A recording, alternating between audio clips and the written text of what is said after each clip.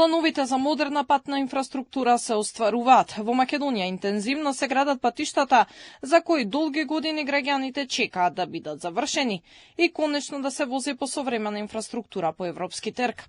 По повеќе од 10 години продолжување рокови се гледа интензивна градежна активност на автопатот Кичево-Охрид. Планот е првите 40 километри да бидат пуштени во употреба пред стартот на летната сезона со исклучок кај селото Ботун. Од јавното предпријатие за државни патишта вела дека во моментов нема пречка тоа да се случи.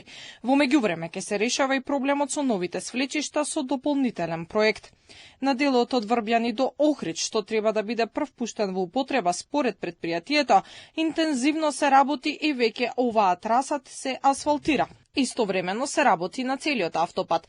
Се градат пристапни патишта од околните села, се завршуваат активностите за целосно завршување на главната траса и интензивно се работи на завршување на делот пред влез во градот Охрид. Започната е првата фаза на Клучка Требеништа, а интензивно се работи од подмолје до хотел Амбасадор, на изградба на столбови за надпатник, изградба на подпорен зид, како и на изградба на фекална и атмосферска мрежа. Се работи на надпатникот кај Свети Еразмо, но и на левата страна од подмолје до Охрид, каде се поставува еластична ограда во средишниот дел, а се вршат и припремни работи за асфалтирање на десната страна од главна траса. Планот на владата е од Скопје до Охрид да се стигнува за час и половина. Тоа ќе се случи по завршувањето на автопатот Гостивар Букојчани Кичево, што е практично и најтешката траса од коридор 8. Бехтел и Енка, по 2 години откако се потпиша договорот со минатата влада, сега интензивно градат на терен.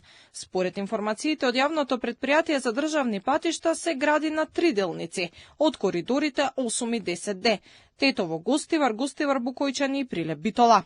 За коридорите во буџетот на Министерството за транспорт годинава се планирани 130 милиони евра. Од градежните активности што се одвиваат на 3 делници се земјени работи на главна траса, изградба на пропусти, армирање и бетонирање на мостови, регулирање на времени сообраќајни режими, се вршат ископи, се изведува заштита на косини и сите активности се одвиваат со зголемена динамика. Вкупно исплатени средства на Бехтел и Енка се 301 милион 88.222 евра. Владата ги решава и проблемите и на автопатот Скопје-Блаце, откако министерот за транспорт откри во јавноста дека токму за оваа траса се местеле тендери за што вредноста на автопатот пораснала на 240 милиони евра. Од овој автопат се завршени само 2 километри до граница.